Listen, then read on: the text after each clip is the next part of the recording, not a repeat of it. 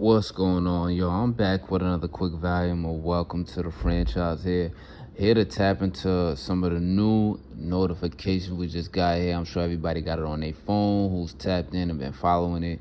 But we're seeing here that Russell Wilson signed to the Giants and Steph Diggs going to New England with the Pats. Shit, I mean, not something that's jaw dropping or crazy to me. Two teams that my focus isn't on as tight all the time and everything like that. But let's tap into this. Let's talk about this shit right quick, right? So, Russ to the Giants now, right? With Jameis Winston. I didn't even get to really get into it playing catch up with all the off-season moves, the free agency moves in the last 2-3 weeks. I didn't even get to the Giants yet with them signing Jameis a few days ago, right? But now you got Russ and Jameis in the building, right? The only other quarterback I think is the Tommy DeVito dude. Maybe Drew Lock is still there. I don't think he's still there.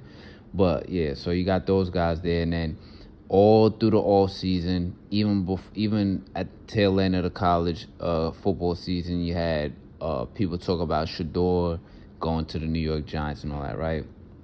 Now, this right here to me, with both of them in the room now, and with Russ out of both of the QBs there being more of the adult kind of in the room and could really, command an offense to at least have it run smoothly instead of just slinging it all over the place and throwing interceptions and all this crazy shit. Although I think that what's going to end up happening is Jameis is probably going to start the season I think Jameis is probably going to start the season just to get shit rocking with the receivers that are going to want to eat, like Malik Neighbors and, the other young guys that they might bring on or they have there in the room. But we'll see. I don't want to get too far ahead of that there. We're talking with that. But to me, all this says is that, it's starting to kind of line up a little bit with, what I kind of suspected for the future franchise QB for this New York Giants franchise. I spoke about it a little bit before in some previous volumes.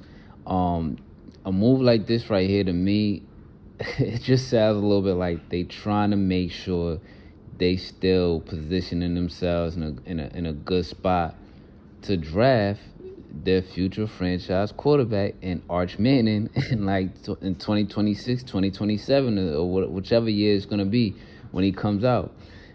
These motherfuckers is not stupid, man. I mean, you talk about the Maras and the Tishes and a Giants organization that motherfuckers always talking about, it's such a storybook franchise and, they're the model, they're one of the model franchises and all this shit.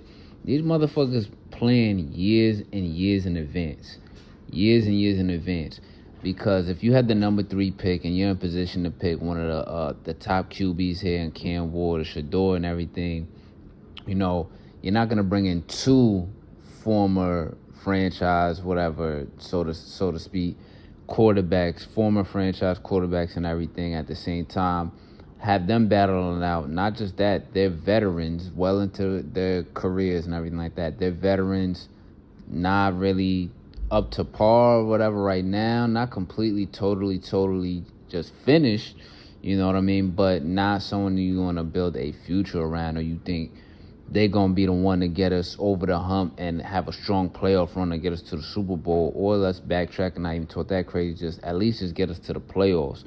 Will it kind of be a fun season where it's like, all right, let's see what Russ can do. Okay, he's not cutting it. Let's see what James could do. Now he's fun with his personality and all his bullshit he's going to bring to the locker room and to the TV games and everything like that and throwing the ball all around, right? So it's going to be probably fun and a little bit entertaining to see how it plays out.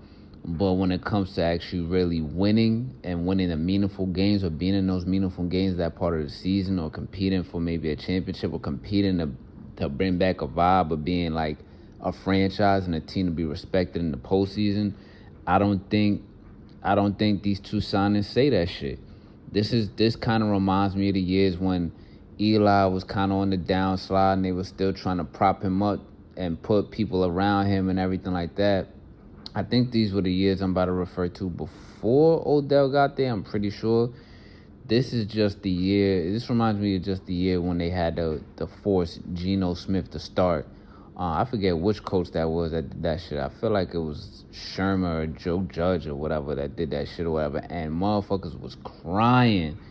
Fans, other people, they was sick, crying, looking sick because Geno Smith was starting over Eli Manning, who just wasn't really doing his thing.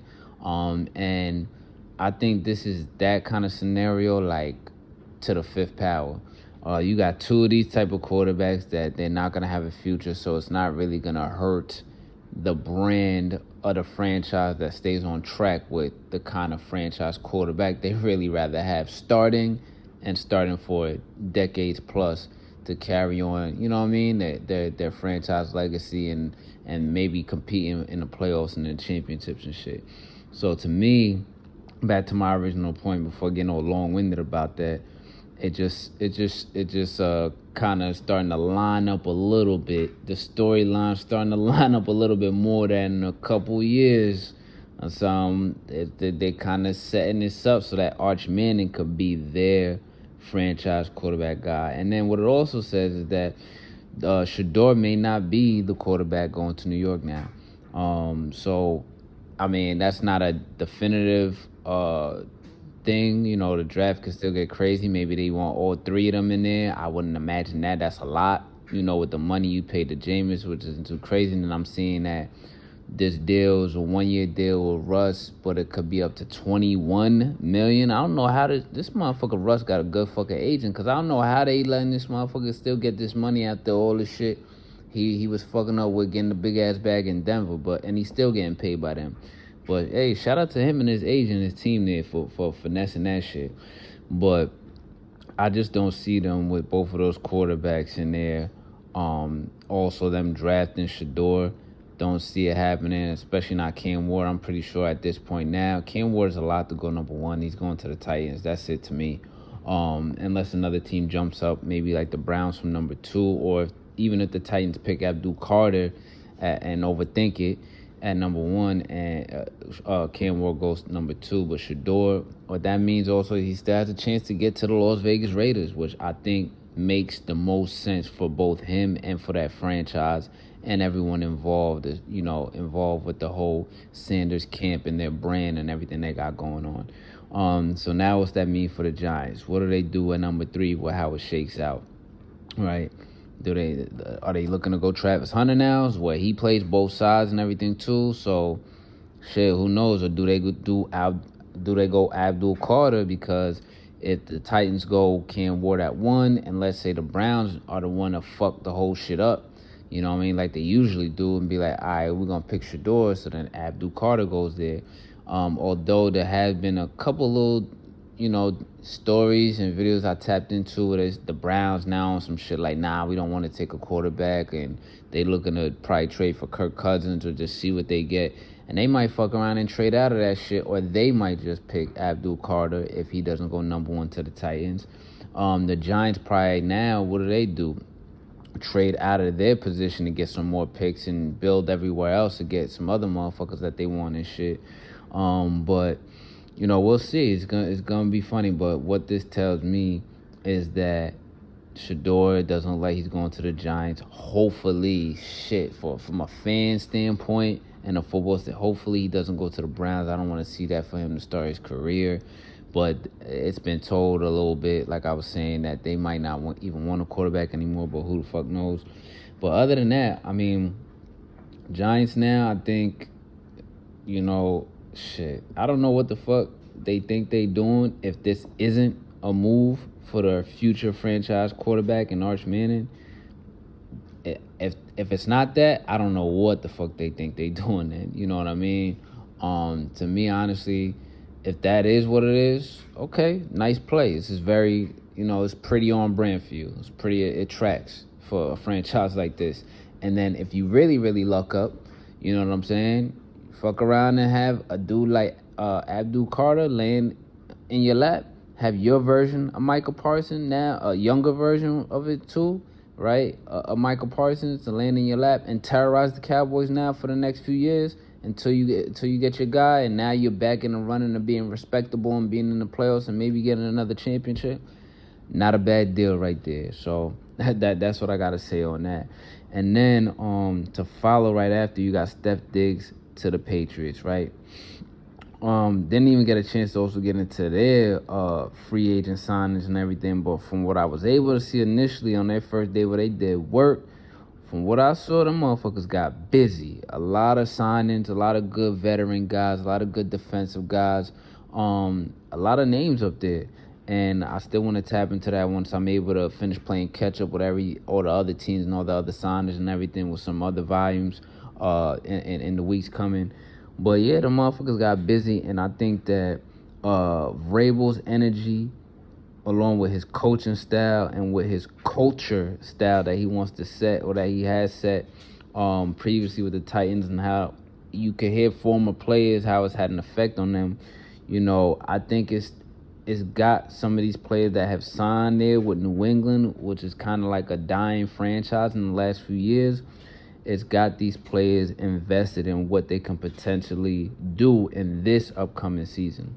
Not only just the future, because you got some young guys there too that they drafted still around, some young guys that they signed, but a lot of veterans there. But I think that with the way that Vrabel brings his energy and probably his swag and his vibe, he got these when they're doing the signings and they're talking, he's saying something to these motherfuckers about this, not just the scheme, but the culture, the mindset, how they want to approach games, how they want to do things, who they want to be.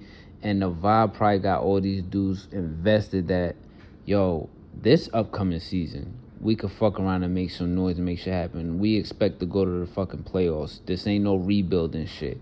We shaking shit up. I think that's what's going on there when you got a guy like Vrabel at the coaching position there this year. And Diggs, he just got he went to where he could get his best deal, which he did. He got a 3-year deal. He got $26 million guaranteed. He went to where he could get his best deal and also be the top wide receiver target on a team that can sneakily compete, like I was just, saying a moment ago. I think he's really going to love that, a young quarterback who needs someone to lean on. Diggs, coming off the ACL injury on top of before. I'm not saying that he completely lost. I'm not one of those guys saying that. He still could ball. But I did see, if I'm being honest here and everything, I got eyes here. I did see he lost a step or two, a little bit. I'll just say a bit of a step there in the last couple seasons, but he could still contribute and play. And coming off the ACL, and then you're playing with a young quarterback. The other receivers they got there aren't really all that up to par. I mean, you got Hunter Henry there, Demario Douglas, I think, is there. He's a nice little piece that makes some plays here and there, but he ain't no high-volume target. The other guys they got, the young guys they got there, may not be ready yet to be a high-volume target. Maybe they could glean a little bit of knowledge off the seeing how Diggs does his thing and prepares to compete. But you got a young quarterback then, Drake May, who's going to be able to lean on a top target, a bona fide receiver who's been doing it in this league for a while, and that's Diggs. And I know Diggs is going to love that because that's the main thing in the majority of his years in the league. I want the targets. Give me the ball. You got 114 catches, you still mad and you want more. You have a chance to do that. I don't know if you're going to get 115 catches with them, but you have a chance to still be that top target every single time, every single down, every single drive, for the most part. And that's what he wanted. He wanted where he could get an actual deal, get another bag. That's what he wanted before he left Buffalo, and he wanted more targets. I think that this is what he wanted as far as the scenario and the situation. Maybe not the team and everything, but he probably like, listen, I understand what it is. I know business. Let me get my money. I'm coming over ACL, and let me get my stats. Fuck it. You know what I'm saying? I might not get to a Super Bowl none, but I'm gonna get in the playoffs, and I'm gonna do my thing, and I'm gonna get my money, and I'm gonna get my targets, and that's that. You know what I'm saying? And on top of the fact that, just seeing throughout the years, the more recent years and everything, knowing how he kind of operates from a mindset perspective off the field, he probably wants some of that lick back against Buffalo too. So it's kind of a win-win trade-off situation for him here. It's New England. You're going to play the Bills 2 times a year. You get in your bag. You got some guaranteed money in your pocket now. You know what I mean? You're the main target. you're coming off your injury. You're gonna try and come back better than ever. And who knows, within that second year of that contract or whatever, you do your thing stats-wise, still show you got it off the ACL, and you got your bag. You might be like, fuck it. If you can't beat him, join him. Let me hop with the Chiefs and get a chip. Or if you don't want to do that, you know, if he has that much disdain for the Chiefs, I know losing against him that many times and wanting to beat him, I don't know. Hop on the Eagles wave, I guess, if they get their dynasty going as a third or fourth receiver, or whichever team is hot at the time that could use a receiver like you so you could play a role to at least get a championship. And then ride out and your career that way. That's probably where his mind is heading right there. So maybe it's just a different mindset for him right now, but looks like a nice situation, a win-win, a good little win-win situation for him and the Patriots, because they need receivers, they need some weapons there, while they got their young boys that they drafted getting ready to be, you know, probably better professionals in the next couple of years. And then a win-win trade-off situation for Diggs. Got his bag, come back from injury, and you could be the top target with a young quarterback. So we'll see how all that shit plays out with the next season. It's going to be fun to see. For right now, it's going to wrap this quick volume up with Welcome to the Franchise. Y'all out there, be easy.